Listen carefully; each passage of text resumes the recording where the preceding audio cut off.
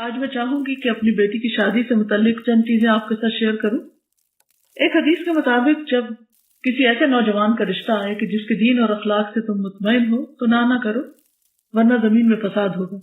اسی چیز کو مد نظر رکھتے ہوئے جب میری بیٹی کا رشتہ آیا تو ہم نے بچے کے دین اور اخلاق کو سامنے رکھتے ہوئے فوراً ہی فیصلہ کر لیا۔ حالانکہ اس وقت اس کی کوئی جاب بھی نہیں تھی، لیکن جب سیکنڈ لاسٹ سیمسٹر کا امتحان دیا اور آخری سیمسٹر اس کا جنوری میں شروع ہو رہا تھا، اس میں یہ ہوا کہ جس دن نکاح ہوا اس دن اس کو کال آئی اور نکاح کے 2 دن بعد اس نے ایک انٹرویو دیا اور ساتھ ہی اس کی جاب بھی ہو گئی۔ اب یہ کہ دوپہر 12 بجے سے رات 8 بجے تک جاب پہ جائے گا اور صبح میں اپنا آخری سیمسٹر جو ہے وہ پورا کرے گا۔ تو میں نے تو یہ بھی کہا کہ آپ اس کی فکر نہیں کریں، مریم آپ کو بالکل تنگ نہیں کرے گی، کوئی مطالبہ نہیں کرے گی، اور میں نے مریم سے بھی کہا کہ تم نے بالکل پریشان نہیں کرنا کسی بھی چیز کے لیے، اور اس کو یکسوئی کے ساتھ پڑھنے دینا ہے۔ اور میں نے کہا کہ آپ دیکھ لیں، اگر آپ سمجھتے ہیں کہ پڑھائی اور جاب دونوں ساتھ چل سکتی ہے تو پڑھیں، اگر نہیں چل سکتی تو پہلے آپ اپنی اسٹڈیز کو کمپلیٹ کر لیں، اس کے بعد آپ اپنی جاب دیکھ لیں، کیونکہ رزق جو ہے وہ اللہ کے ذمہ ہے۔ انسان جب مال اور دین میں سے 2 کا انتخاب کرے تو میں سمجھتی ہوں کہ دین کا انتخاب کرنا چاہیے، کیونکہ دین کے ساتھ مال تو مل جائے گا لیکن مال کے ساتھ دین کا آنا اس کی کوئی گارنٹی نہیں۔ نبی صلی اللہ علیہ وسلم نے فرمایا کہ 4 چیزیں خوش قسمتی کی علامت ہے: نیک بیوی، کھلا گھر، نیک ہمسایہ، اچھی سواری، اور 4 چیزیں بدبختی کی علامت ہے: بری بیوی، برا ہمسایہ، بری سواری اور تنگ گھر۔ عورت سے 4 چیزوں کے پیش نظر نکاح کیا جاتا ہے: اس کے مال و دولت کی وجہ سے، حسب نسب کی وجہ سے، یا خوبصورتی کی وجہ سے، یا اس کی دینداری کی وجہ سے۔ اے انسان تیرے ہاتھ خاک آلود ہو، دیندار عورت سے نکاح کرنے میں کامیابی حاصل کرو۔ ہمیں سوچنا چاہیے کہ آخر اللہ کے رسول صلی اللہ علیہ وسلم نے دینداری ہی کو کیوں دیکھا اور کیوں معیار بنایا؟ آپ نے فرمایا مسلمانوں میں غریب لوگ مالداروں سے 500 سال پہلے بہشت میں جائیں گے۔ آپ نے فرمایا ہر امت کے لیے ایک فتنہ ہوتا ہے، میری امت کا فتنہ مال ہے۔ پھر اسی طرح برادری اور خاندان کو دیکھا جاتا ہے کہ کیا ذات ہے۔ یقین مانی مجھے ابھی تک یہ پوچھنے کا یاد ہی نہیں رہا کہ ان کی ذات کیا ہے۔ کسی نے جب مجھ سے پوچھا کہ ان کی ذات کیا تو پھر مجھے خیال اچھا میں پوچھوں گی، اور میں جب سوچتی میں پھر بھول جاتی تھی، اور ابھی تک بھولی ہوئی ہوں، کیونکہ یہ ذات اور برادری تو صرف پہچان ہے انسان کی۔ اس سے بڑی پہچان جو ہے وہ اس کی دینداری اور اخلاق ہے۔ اور سب آدم سے اور آدم مٹی سے بنائے گئے، اس لیے کوئی کتنی بھی بڑی ذات سے ہو اصل تو سب کی ایک ہے۔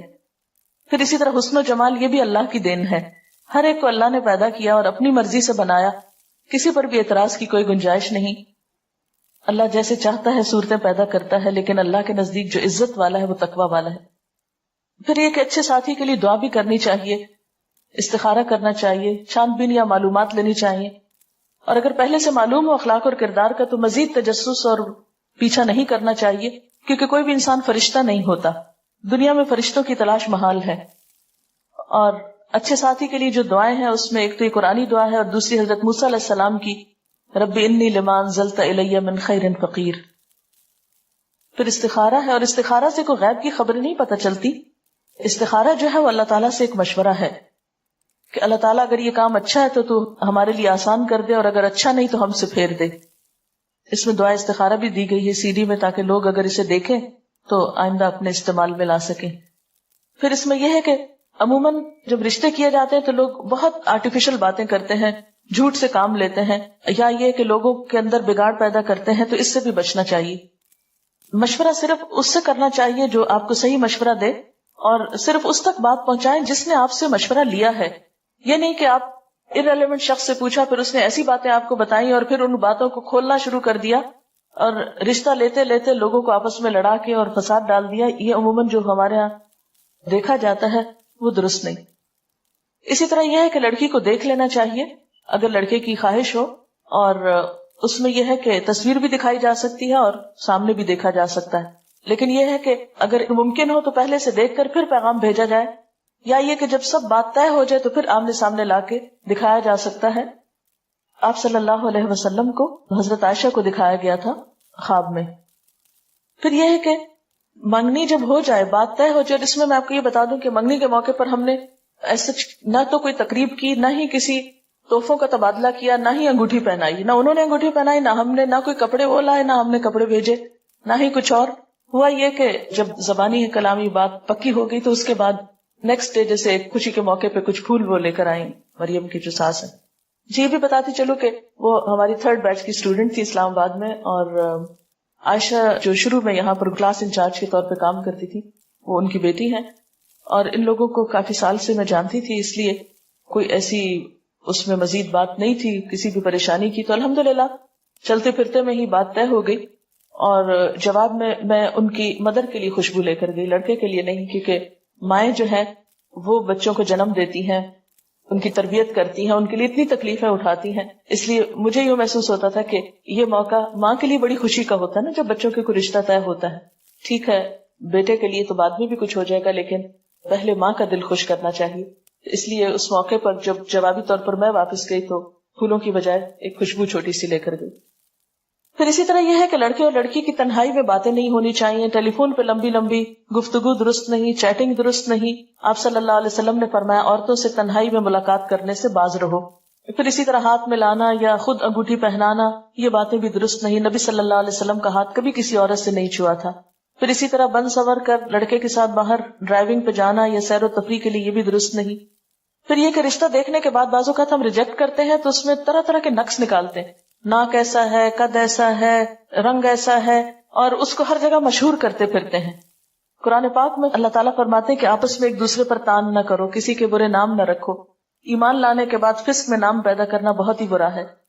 پھر اسی طرح ہمارے ہاں صرف لڑکے والے پیغام بھیجتے ہیں، لڑکی والے نہیں بھیج سکتے، بہت مایوب سمجھا جاتا ہے. حالانکہ اگر اس میں ہم دیکھتے ہیں کہ حضرت عمر کی بیٹی حضرت حفصہ جو تھی جب وہ بیوہ ہوئی تو وہ خود حضرت ابوبکر کے پاس پیغام لے کر گئے کہ میری بیٹی سے نکاح کر لو. تو اس میں کوئی مایوب بات نہیں ہے. پھر یہ کہ منگنی ہمارے ہاں ایک بہت بڑا فنکشن اور ایک بہت بڑا بوجھ بنتا چلا جا رہا ہے. منگنی کا اصل مقصد یہ ہوتا ہے کہ اس بچی کے لیے پھر کوئی اور پیغام نہ بھیجے، اس کا اعلان کر دیا جائے تاکہ یہ پتہ چلے کہ یہ بچی فلاں سے منسوب ہو چکی ہے. اور فرمایا کہ کوئی مسلمان کسی دوسرے مسلمان کے پیغام پر پیغام نہ بھیجے، نہ کوئی کسی کی فروخت شدہ چیز پہ اپنی چیز بیچے، اور نہ ہی کسی عورت کو نکاح کا پیغام بھیجے جس کے لیے کسی اور نے پیغام بھیجا ہو. پھر یہ ہے کہ اگر ایک پیغام بھیجنے کے بعد ارادہ ترک کر دے تو دوسرا پیغام بھیج سکتا ہے. اس سے پتہ چلتا ہے کہ ہمارا دین ہم سب کے احساسات اور جذبات کا کتنا خیال رکھتا ہے. حضرت علی رضی اللہ تعالیٰ عنہ نے حضرت فاطمہ کے لیے شادی کا پیغام بھجوایا، آپ نے اسے قبول کر لیا، بس یہی منگنی تھی. کیونکہ بات انسان کی یہ عہد سب سے بڑی بات ہوتی ہے. مردوں کے لیے سونے کی انگوٹھی پہننا جو ہے وہ درست نہیں. آپ نے فرمایا کہ تم میں سے کوئی شخص آگ کے انگارے ہاتھ میں پہننا چاہتا ہے تو وہ سونے کی انگوٹھی پہن لیتا ہے. پھر اسی طرح جہیز، بہت سے لوگوں نے یہ سوال کیا کہ آپ نے جہیز میں کیا دیا. بات یہ ہے کہ بلیو می، میں اس سارے عرصے میں ایک دفعہ بھی بازار نہیں گئی. کچھ مریم کو ضرورت کی چیزیں چاہیے تھی، مریم یہاں نہیں تھی، جیسے جوتے لانے تھے تو تیمیہ یا اسما کے سائز پھر ادریس صاحب ساتھ چلے گئے اور یہ لوگ جا کے جوتے لے آئے. اور اسی طرح کسی کے ساتھ ان کو بھیج کر کچھ ضروری چیزیں جو تھی وہ لی گئی. باقی یہ کہ اسلام آباد کا گھر جب سے میں آئی ہوں ایک طرح سے پیک پڑا تھا. جو میری اب فالتو چیزیں تھی استعمال ہونے کا اتفاق، اب مجھے لگ رہا تھا کہ میں نے تو ان کو استعمال نہیں کرنا. وہ میں نے مریم سے کہا کہ بیٹا اب تم ان کو لے جاؤ. وہاں ان کی ساس کہنے لگی کہ ہمیں ضرورت نہیں ہے، اس لیے کہ ہمارے گھر میں سب کچھ ہے. اور مجھے بھی یہ لگتا تھا کہ وہاں پر کوئی جہیز کی ایسا ضرورت نہیں، اس لیے باہر سے تو کوئی اس طرح کی خریداری نہیں کی گئی. کچھ چیزیں جو گھروں میں عام طور پر کچھ نہ کچھ رکھا ہوتا ہے اس کو میں نے نکال کر گھر صاف کر دیا. تو جب وہ کہتے تھے کہ یہ ہم کس طرح سنبھالے تو میں کہتے یہ آپ مجھ پر احسان کریں گے اگر میرے سے یہ چیزیں جو ہے ہٹ جائیں تاکہ میں یہاں آؤں تو مجھے اب سب کچھ خالی خالی صاف ستھرا نظر آئے کہ میں اپنا کام زیادہ بہتر طور پہ کر سکوں. تو الحمدللہ ایسا کوئی فرنیچر نہیں، کوئی کچھ نہیں، بلکہ اس کی جو بڑی نند ہے عائشہ، انہوں نے ان کا جو بیڈ روم ہے اس کا فرنیچر لیا، اور اسی طرح چھوٹی موٹی چیزیں کچھ گفٹ تھے رشتہ داروں کی طرف سے، تو اس میں کام چل گیا. لیکن کوئی ایسی تیاری کہ اس طرح کی لمبی چوڑی شاپنگ یا وہ چیزیں نہیں تھی.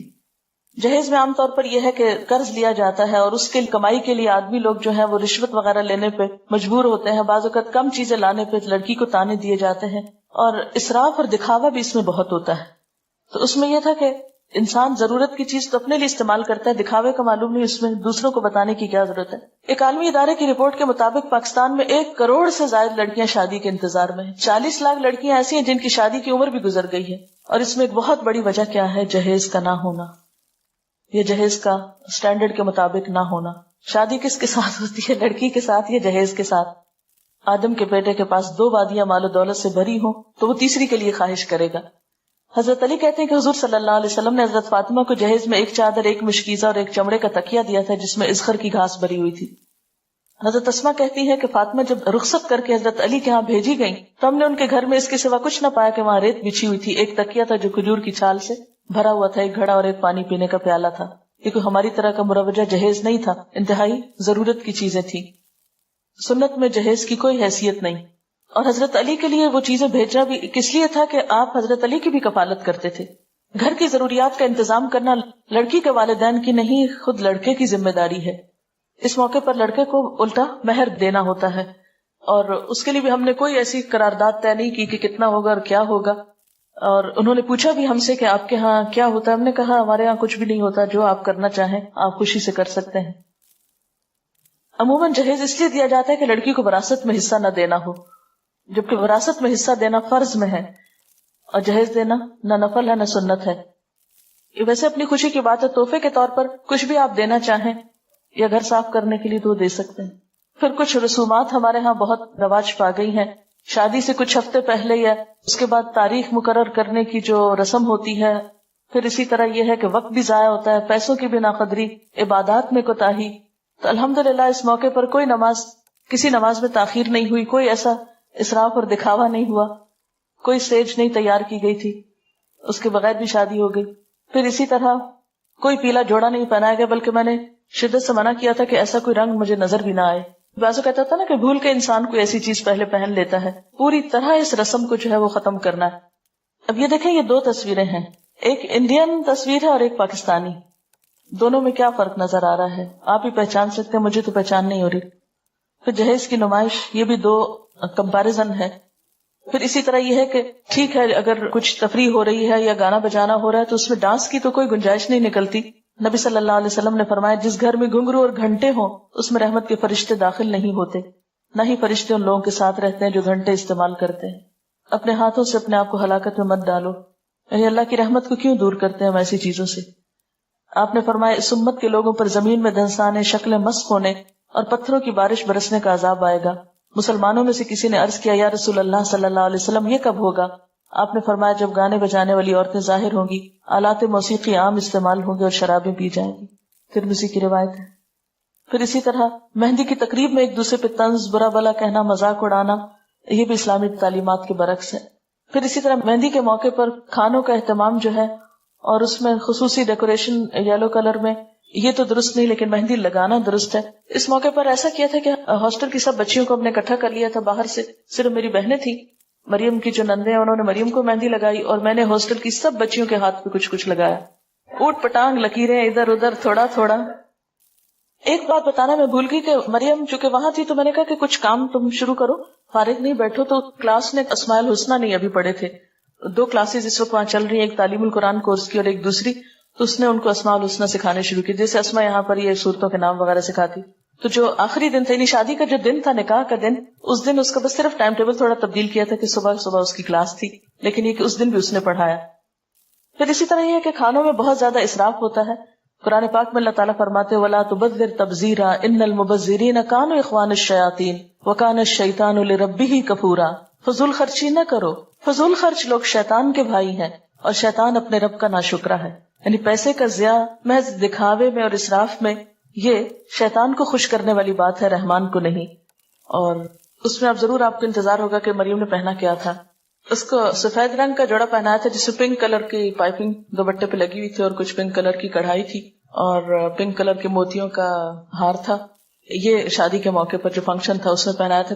اس کے بعد یہ ہوا کہ جب نکاح ہوا، تقریب ختم ہوئی، دعا ہوئی اور اس کے بعد یہ لوگ چلے گئے واپس. بعد میں جو ہمارے مہمان تھے انہوں نے کچھ کھانا کھایا اور اس میں یہ تھا کہ جو ہاسٹل کی بچیاں تھیں ان کو ہم نے کھانے میں شریک کیا. باہر سے ایسا ہم نے کھانے کے لیے لوگوں کو نہیں بلایا تھا، رشتہ داروں کو تو obviously سب جمع تھے، ان کو کھانا کھانا تھا، کچھ دوست بھی، لیکن باقاعدہ اس طرح کی تقریب نہیں تھی یا کھانے کے انویٹیشن جس طرح عموماً دیے جاتے ہیں وہ نہیں تھے. اس کے بعد یہ تھا کہ میں یہ چاہتی تھی کہ مریم سب نمازیں وغیرہ پڑھ لے اور عشاء کی نماز پڑھنے کے بعد اس کی رخصتی ہو تاکہ نماز میں کوئی حرج نہ آئے. کیونکہ اگر دن کو یہ چلی جاتی ہے 5-7 منٹ کے راستے پہ تو گھر تھا، 10 منٹ کا ہارڈلی راستہ ہوگا جہاں اس کو جانا تھا. تو میں نے کہا کہ ابھی جا کے اگر سارا دن بیٹھی رہے گی، ذرا وہاں جھجکے گی یا اور لوگ بھی ہوں گے تو بہتر ہے کہ یہ اپنا ریلیکس ہو، آرام کرے گھر میں اور اس کے بعد جائے. یہاں ایک بات بتاؤں کہ اس موقع پہ مریم نے کوئی ناخن نہیں بڑھائے اور نہ ہی ناخنوں کے اوپر کوئی خاص چیز ایسی لگائی. اس کے بعد یہ تھا کہ رات کو اس کو دوبارہ پھر جب بھجوانا تھا تو اس کے لیے تیار کیا گیا تھا، تو اس موقع پر اس کو گولڈ پہنایا. اور چونکہ اب وہ اپنے شوہر کے لیے تیار ہو رہی تھی، نمائش کے لیے نہیں، تو میری چوڑیاں جو کہ میرا سائز اب ہیوی ہو گیا ہے. تو میری ہی چوڑیاں کچھ رکھی ہوئی تھی کیونکہ مجھے تو بازار جانے کا اور کچھ بنوانے کا موقع نہیں تھا, تو ان کو میں نے اس کو دیا. اسی طرح میری اپنی کچھ جیولری پڑی ہوئی تھی, کچھ اس کے لیے گفٹ وغیرہ تھے, تو وہ اس کو پہنا کے اس کے ساتھ یہ تھا کہ رخصت کیا. اس میں یہ تھا کہ کسی خاص بیوٹی پارلر سے نہ کسی کو بلایا, اور نہ ہی وہ کسی بیوٹی پارلر میں گئی, اور نہ ہی اس کے لیے کوئی بہت اہتمام تھا. یہاں یسرا اور ایک آمنہ, ان کی مدر میری اسٹوڈنٹ ہے فرسٹ بیچ کی, تو دن میں انہوں نے اس کو تیار کیا تھا. شام میں میری ایک اور لسنر ہے, وہ بہت عرصے سے مجھے پیچھے تھی کہ میں نے کچھ آپ کے لیے کرنا ہے, تو مجھے کسی نے کہا کہ وہ بہت اچھی دلہن تیار کر لیتی ہیں, تو میں نے کہا کہ ٹھیک ہے آپ انہیں کو بلا لیں. تو شام کے وقت انہوں نے اس کو تیار کیا. شام کے وقت اور کچھ لوگ نہیں تھے, صرف میرے بہن بھائی تھے اور میرے سسرال کے سب لوگ تھے. اور اس میں جو ٹائم تھا کہ 8:30 بجے رخصت کرنا ہے, اور جب یہ لوگ پہنچے لینے کے لیے, اس وقت پھر کوئی خاص ہنگامہ نہیں ہوا. مریم سے میں نے کہا خود چلو, اور خود چل کے خیر گاڑی تک پہنچی, اس کو بٹھایا. کوئی رونا دھونا نہیں, کوئی چیخنا چلانا ہے, ہنگامہ نہیں, کوئی مصنوعی قسم کے آنسو نہیں, کچھ نہیں. لیکن دل میرا جو تھا بہت ہی, جسے کہتے ہیں نا کہ جسم کا ایک ٹکڑا انسان الگ کرتا ہے, کیونکہ حالانکہ مجھے پتا ہے پھر ملے گی یہ سب, لیکن ایک ان نون کسی میرے اندر اداسی تھی, یا ایک جیسے ایک محبت, یہ خون کا رشتہ ہوتا ہے, وہ ایک طبعی سی چیز ہے. لیکن الحمدللہ نارملی ان کو رخصت کیا, اور اس موقع پہ میں نے دعا پڑھی, استودعکم اللہ دینکم و امانتکم و خواتیم عملکم, اور ان کو بھجوا دیا. اور جو سب سے مشکل پارٹ تھا وہ یہ تھا کہ میں اپنے داماد سے حجاب کیسے اتاروں. مجھے اس قدر شرم آ رہی تھی, اس قدر شرم, کیونکہ اس دن تو میں نے خیر اتارا نہیں, وہ باہر ہی تھا بیچارہ, اندر تک نہیں آیا. لیکن اگلے دن جب صبح میں مریم ساتھ آئی تو مجھے یہ تھا کہ اب میں کیا کروں. میں چادر لی تھی, تھوڑا سا نیچے کیا, پھر تھوڑا سا, پھر تھوڑا سا. تو اس کے بعد یہ تھا کہ جیسے میرے رشتے دار اور کچھ اور لوگ گفٹ وغیرہ لے کر آئے تھے. باقی تو میں نے چونکہ انوائٹ نہیں کیا تھا, اور میرا مقصد یہی تھا کہ لوگوں کو کچھ لانے کی تکلیف نہ ہو. اسٹاف کے لوگوں میں سے میں نے کسی ایک کو مقرر کیا ہوا تھا کہ اسٹوڈینٹس میں سے اگر کوئی گفٹ لے کر وہاں پر آئے تو اس کو بہت پیار سے, بہت اچھے طریقے سے سمجھا دیں کہ یہ اس طرح کی شادی تو ہو نہیں رہی, تو آپ ایسا نہیں کریں. لیکن یہ کہ جو میرے بہت کلوز جاننے والے اور رشتے دار لوگ تھے, وہ جو کچھ لے کر آئے, تو مجھے یہ تھا کہ یہ پھر یہاں کیا کرے گا. کچھ چیزیں تو مریم کے ساتھ چلی گئیں, اور کچھ آنے سے پہلے الحمدللہ میں اپنی الماری بالکل خالی کر کے, صاف کر کے, حساب چکا کے, یعنی جو رشتے دار وغیرہ آئے تھے ان کو واپسی پہ میں نے, جیسے مہمان کا ایک حق ہوتا ہے, اس حق کے طور پر انہی چیزوں کا تبادلہ کر کے ادھر کی ادھر, ادھر کی ادھر, ادھر کی ادھر, سب کی سب چیزیں تقریباً نکال دی. اور ریلیکس ہو کے, بالکل فارغ ہو کے, میں 29 کو پھر ولیمہ تھا, اور 31 کو میں یہاں آ گئی, کیونکہ میرا ارادہ یہ تھا کہ 1 جنوری کو ہم دوبارہ سے اپنا کام پراپر طریقے سے شروع کریں. اور اس میں بھی یہ تھا کہ جیسے 27 کو شادی تھی, تو اگلے دن سیٹرڈے کو پھر میری کلاس تھی, اور پھر اسی طرح کلاس جو ہے وہ لی گئی. اور شادی کے موقع پر جیسے بارات اور سہرے کا ہوتا ہے, یہ بھی ہمیں سوچنا چاہیے کہ کس کی تقلید ہے. ہاں, بہت سے لوگوں نے پوچھا کہ مریم نے کیا پہنا, تو ان کا یہ خیال تھا شاید غرارہ یا کچھ اس طرح. تو قمیض شلوار تو مجھے خیال بھی نہیں آیا کہ یہ غرارہ ضروری ہے. میں اصل میں سوچ رہی تھی کہ جو میرا ڈریس ہے وہی وہ پہن لے گی, لیکن میں پتہ نہیں کہیں رکھ کے بھولی ہوئی تھی, وہ آخری مومنٹ تک مجھے ملا نہیں, بلکہ جب وہ چلی گئی تو بعد میں مجھے نظر آیا جب چیزیں ادھر ادھر صفائی میں کر رہی تھی. بہرحال نکاح کے ارکان جو ہے ولی کی موجودگی ہونی چاہیے, گواہ ہو, مہر ہو, خطبہ نکاح ہو, ایجاب و قبول ہو, اور اعلان نکاح ہو. یہ ہے اصل شادی. ولی کی موجودگی کیوں ضروری ہے, اس کی دلیل کیا ہے, وہ قرآن پاک میں آتی ہے. پھر اس کے بعد ولی میں کون کون لوگ شامل ہیں, پھر اگر کسی کا ولی نہ ہو تو وہ کیا کرے. نیکسٹ, زبردستی نکاح نہ کیا جائے. پھر نکاح میں لڑکی کی رضامندی ضروری ہے, اس سے پوچھا جائے. پھر اسی طرح یہ ہے کہ اگر لڑکی بولتی نہیں, خاموش رہتی, تو یہ خاموشی بھی اس کی اجازت ہے, لیکن رضامندی کے بغیر نکاح درست نہیں. پھر اسی طرح حضرت عائشہ کہتی ہیں, یہ حدیث دلچسپ ہے ذرا پچھلی والی. حضرت عائشہ کہتی ہیں کہ رسول اللہ صلی اللہ علیہ وسلم نے ان سے نکاح کیا جب ان کی عمر 7 سال تھی, اور ان کو آپ کے گھر بھیجا گیا جب ان کی عمر 9 سال تھی, اور ان کے کھلونے ان کے ساتھ تھے. جب حضور صلی اللہ علیہ وسلم فوت ہوئے تو ان کی عمر 18 سال تھی. عورت کو خود نکاح کرنے کی اجازت نہیں ہے اپنا. پھر مہر ہے, مہر کا دلیل کیا ہے, پھر مہر کی مقدار کتنی ہے. اس میں ہم حضرت عبد الرحمن بن عوف کی مثال دیکھتے ہیں کہ انہوں نے سونے کی گٹلی کے وزن پر عورت سے شادی کی. آپ نے فرمایا مبارک ہو, ولیمہ کرو, چاہے ایک بکری ہی کیوں نہ. ازواج مطہرات کے مہر جو تھے, حضرت عائشہ نے فرمایا کہ 12 اوقیہ اور 1 نش. پھر حضرت عائشہ نے پوچھا نش جانتے ہو کیا ہے؟ ابو سلمہ نے کہا نہیں. حضرت عائشہ نے فرمایا نصف اوقیہ اور یہ 12.5 اوقیہ 500 درہم بنتا ہے, یعنی 500 درہم ازواج مطہرات کا مہر تھا, جو اچھی رقم ہے. اور حضرت ام حبیبہ کا مہر جو تھا وہ 4000 تھا, 4000 درہم. قبول اسلام کو مہر قرار دیا گیا حضرت ام سلیم کی طرف سے. بہترین نکاح وہ ہے جو آسان ہو. ہمارے ہاں جو 32.5 روپے حق مہر اس کی کوئی حقیقت نہیں. پھر اسی طرح گواہوں کا موجود ہونا، گواہوں کے بغیر نکاح نہیں ہوتا. آپ نے فرمایا جو عورت ایسا کرتی وہ زنا کرتی ہے. خطبہ نکاح میں ہم دیکھتے ہیں کہ 3 آیات میں 4 دفعہ تقوی کا حکم ہے کہ اللہ سے ڈرو تو زندگی اچھی گزرے گی. پھر ایجاب و قبول ہوتا ہے. 3 دفعہ پوچھا جاتا ہے لڑکے سے کہ اس حق کے مہر کے عوض یہ لڑکی تمہیں قبول ہے. جب وہ 3 دفعہ ہاں کرتا ہے تو پھر نکاح کی گرہ لگ جاتی. نیکسٹ، اس میں آڈیو لیکچر بھی CD کے اندر موجود ہے، وہ سنا جا سکتا ہے. مبارکباد کے کلمات مسنون. آپ نے فرمایا حلال اور حرام کے درمیان فرق کرنے والی چیز دف ہے، یعنی اعلان نکاح ہے.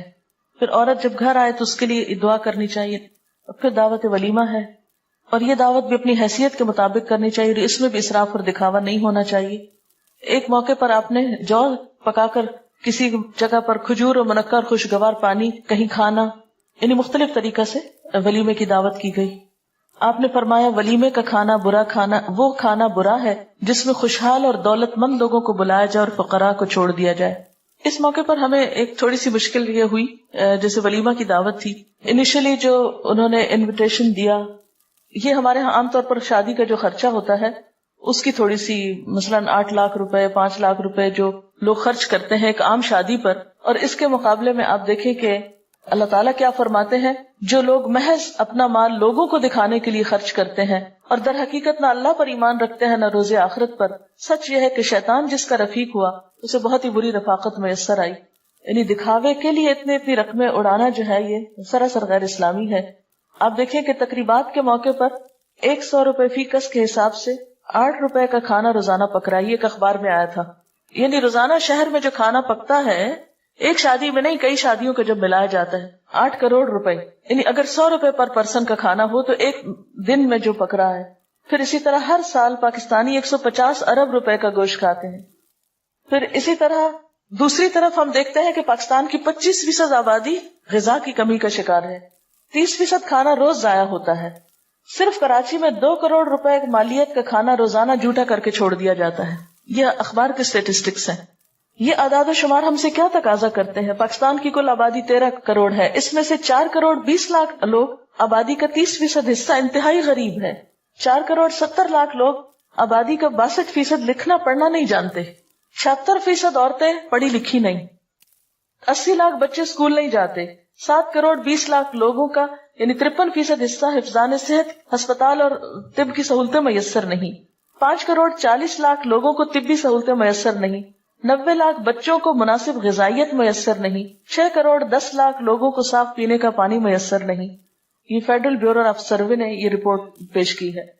تو جس ملک کی آبادی کا حال یہ ہو وہاں پر اتنا اسراف شادیوں کے موقع پر کسی طور پر بھی جائز نہیں. اگر اس پیسے کو ہم اپنی قوم کی تعلیم کے لیے خرچ کریں تو ہمارے لیے صدقہ جاریہ ہو. پرائمری اسکول کا 1 سال کا خرچہ 2 لاکھ روپے ہے. ایک بچے کی تعلیم 3,000 روپے سالانہ ایوریج. پروفیشنل کالج میں ایک بچے کی تعلیم 12,000 روپے سالانہ. ٹی بی کے مریض کا علاج 8,000 روپے سالانہ. کیا ایسا نہیں ہو سکتا کہ ہم اپنی شادیوں میں سے کچھ پیسے بچا کر ہم اپنے عوام پر صرف کریں جنہیں ضرورت ہے؟ تو جو لوگ اپنے مال اللہ کی راہ میں صرف کرتے ہیں ان کے خرچ کی مثال ایسی ہے جیسے ایک دانہ بویا جائے اور اس سے 7 بالیں نکلیں، ہر بال میں 100 دانے ہوں. اسی طرح اللہ جس کے عمل کو چاہتا ہے افزونی عطا فرماتا ہے. وہ فراخ دست بھی ہے اور علیم بھی ہے. ایک اور چیز میں بتانا چاہوں گی، یہاں پر ایک انٹرویو ہے، اس وقت ٹائم نہیں. ہماری ایک اسٹوڈنٹ تھی سارا جو IT ڈپارٹمنٹ میں کام کرتی تھی، ان کی شادی کس طرح ہوئی اور اس موقع پر کیا اچھی مثال پیش کی گئی. CD میں موجود ہے، جو لوگ یہ CD لیں. CD باہر فار سیل اب اویلیبل ہے، یعنی عام لوگوں کے لیے بھی اس کو پرنٹ کرا لیا گیا ہے. تو اس میں آپ دیکھیں کہ اگر اسی مال کو ہم اپنی دنیا اور آخرت سنوارنے کے لیے استعمال کریں بنسبت اس کے کہ صرف ایک شادی کے موقع کو اپنی ذاتی خواہشات کی تکمیل کے لیے صرف اپنے دل کو یا اپنی آنکھوں کو ٹھنڈا کرنے کے لیے مال خرچ کریں، اس کی بجائے اگر ہم اسے باقاعدہ بہتر طرح استعمال کریں تو دنیا بھی ہماری بہتر ہو سکتی ہے اور آخرت بھی. اس میں صدقہ خیرات کر کے انسان کو بتانا تو نہیں چاہیے، لیکن تھوڑی سی مثال میں دوں گی کہ جیسے رشتہ داروں کا حق ہوتا ہے، تو میں نے کوشش یہ کی کہ شادی کے موقع پر جو گفٹ آئے ہیں وہ صرف مریم کو نہیں ملے بلکہ رشتہ داروں کو بھی ملے. اس کی کزنز جو ہیں یا ان کی جو اور رشتہ دار خواتین ہیں، جو بھی بچے یا بڑے یا جو بھی تھے، تو اس کو میں نے ان لوگوں کو بھی تقسیم کیا، اور یہ بھی میرے دل میں اللہ کی رضا تھی، نہ کہ یہ سوچا کہ ان کی طرف سے مجھے کچھ ملے یا یہ اگر کچھ لائے ہیں تو اس کا بدلہ ہو، نہیں، صرف ایک صلہ رحمی کے لیے۔ دوسرا یہ کہ مریم کو جیسے ولیمے کے موقع پر کچھ آنے والوں نے کچھ پیسے ویسے جو سلامی جس کو بولتے ہیں وہ دی، تو اگلے دن جب صبح میں آئی تو ایک لفافہ پکڑا ہوا تو کہنے کہ ماما یہ الہدا میں ڈال دے۔ میرا داماد بھی ساتھ تھا تو کہنے لگے کہ یہ ہم دونوں کی طرف سے الہدا کے لیے ہے۔ تو میں نے کہا کہ آپ لوگ ایک نئی زندگی شروع کر رہے ہیں، آپ کو اپنی ایجوکیشن وغیرہ کے لیے بھی ضرورت ہوگی تو آپ لوگ رکھیں اس کو، لیکن بالکل نہیں مانے اور بسد اصرار وہ پیسے جو ہیں وہ چھوڑ گئے۔ خیر میں نے بھی نہ پوچھا کہ کتنے ہیں اور نہ میں نے خود گنے، میں نے الہدا کی انتظامیہ کے حوالے کیے، اور اس طرح زندگی کا ایک آغاز کیا گیا۔ اس کے بعد یہ تھا کہ جب صبح ملنے کے لیے آئے ہیں تو میری کلاس کا وقت تھا، میں تھوڑا سا بیٹھی ہوں اور اس کے بعد میں نے معذرت کی، میں نے کہا کہ میری کلاس کا وقت ہے، تو میرے داماد کہتے ہیں کہ نہیں آپ ضرور جائیں، اور میں کلاس میں چلی گئی۔ تو میں نکلنے لگی تو میں نے کہا کیا مریم بھی آ سکتی ہے، کیونکہ شادی کے بعد شوہر کی اجازت ضروری ہے، چاہے وہ بچے ہیں اپنے لیکن پھر بھی جو ادب آداب ہیں ان کا لحاظ ضروری۔ کہتی کیوں نہیں، انشاءاللہ ضرور۔ تو وہ باہر پھر مردوں میں چلے گئے اور مریم جو ہے وہ کلاس میں میرے ساتھ نیکسٹ ڈے پر نیچے بیٹھی۔ تو پھر اس کے بعد یہ تھا کہ چونکہ کھانے کا وقت ہو رہا تھا، ان لوگوں کو جانا تھا، کچھ اور مہمان وغیرہ بھی تھے ان کے ہاں، تو پھر وہ بیچ میں کلاس کے اٹھ کے چلی گئی۔ لیکن یہ کہ مجھے نہیں پتا چلا کہ شادی کے ساتھ جو تعلیم کا سلسلہ ہے، یہ جو کام ہے، وہ کسی طور پر بھی متاثر نہیں ہوا، اس لیے کہ جن لوگوں کے ساتھ رشتہ جوڑا وہ بھی دین کو سمجھنے والے، مقصد کو سمجھنے والے، اور وقتاً فوقتاً اس کی تعلیم و تبلیغ میں شریک بھی رہے ہیں۔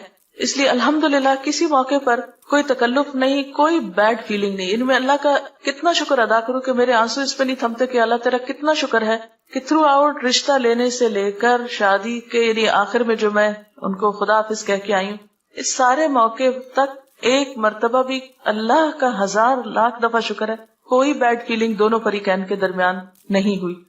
ورنہ عام طور پر کیا ہوتا ہے کہ شادی ہونے سے پہلے یا شادی کے دن یا شادی کے بعد کوئی نہ کوئی بہانہ ڈھونڈ لیا جاتا ناراض ہونے کا، یا کوئی بہانہ ڈھونڈ لیا جاتا ہے ایک دوسرے کو ستانے کا یا پریشان کرنے کا۔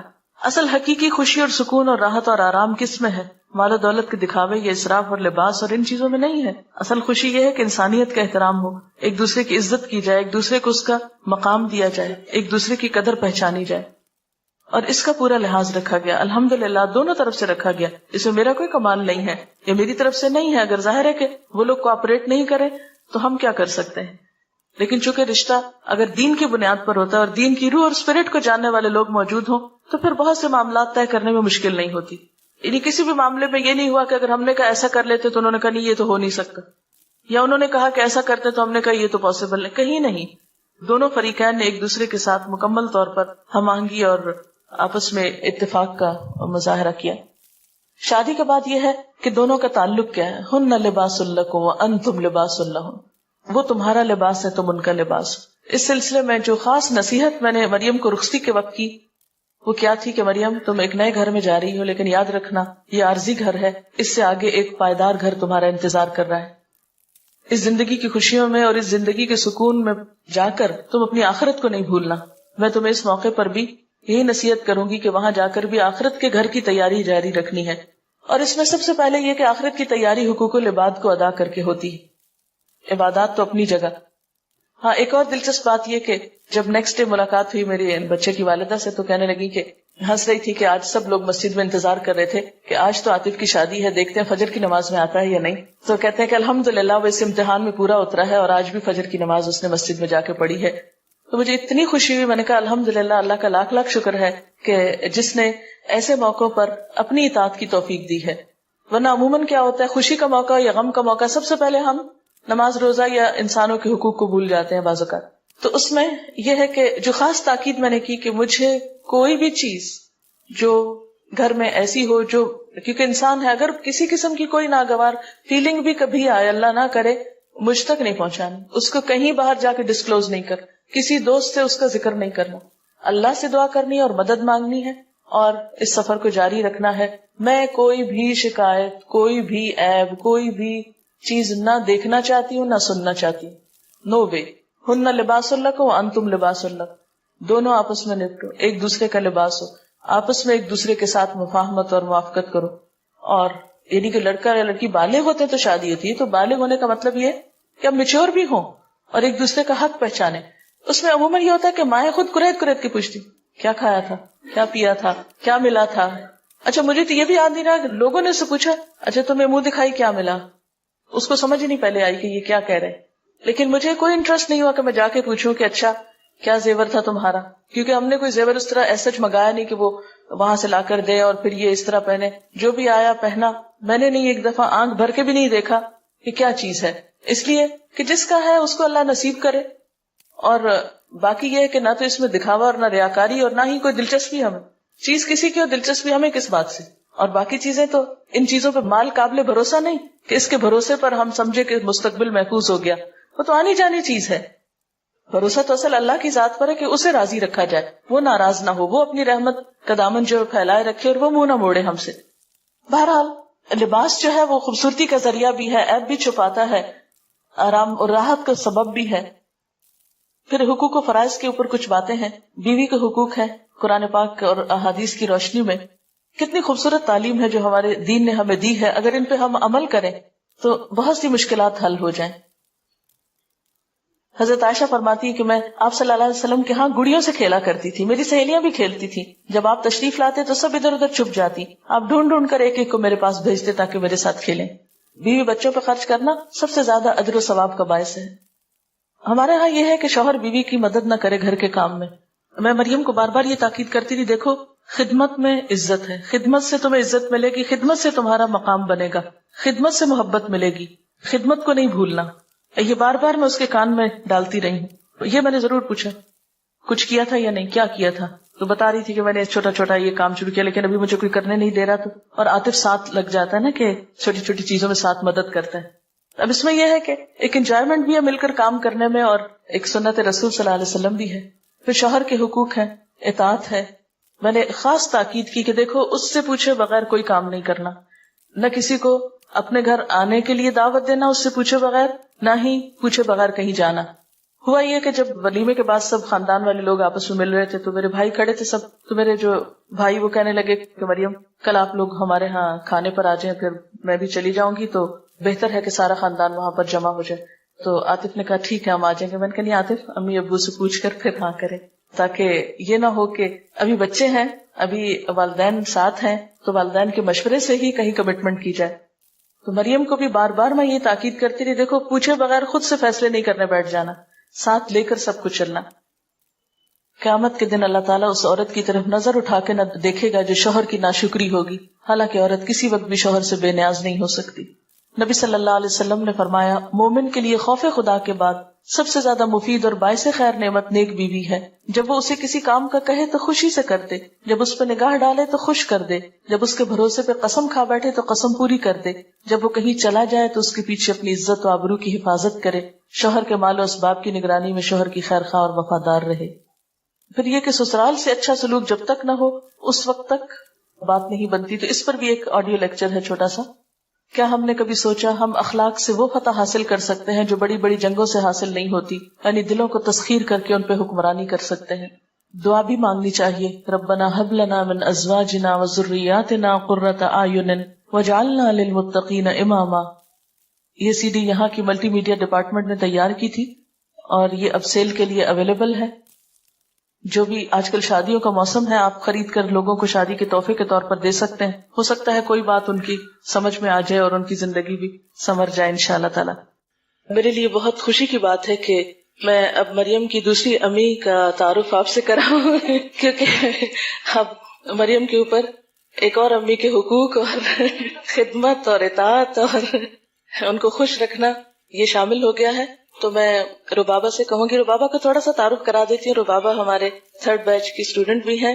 ربابہ اور عائشہ جو ان کی بیٹی ہیں، انہوں نے اکٹھے 1 سال میں کورس کیا تھا اور بہت ماشاءاللہ ہمت کی، اور اس وقت سے اور اس سے پہلے سے بلکہ دین کا کام کر رہی ہیں. مجھے یاد ہے کہ میں نیول کمپلیکس میں ایک درس میں گئی تھی تو مجھے کسی نے بتایا کہ یہاں پر ایک خاتون ہیں جو کمانڈر عابد کی وائف ہیں اور وہ درس دیتی ہیں، اور تھوڑی دیر کے بعد یہ اس درس میں آئیں بھی اور پھر وہاں ان سے ملاقات ہوئی. مجھے یاد ہے انہوں نے گرے کلر کا گاؤن پہنا ہوا تھا اور سلام دعا ہوئی. میں نے ان سے حال چال پوچھا اور بہت اچھا لگا کہ الحمدللہ اور بھی بہت سارے لوگ دین کی تبلیغ کا کام کر رہے ہیں، اور الحمدللہ اسی بنیاد پر صرف اور صرف دین کی وجہ سے یہ رشتہ طے پایا. تو میں چاہوں گی کہ اپنے خیالات کا کچھ اظہار کرنا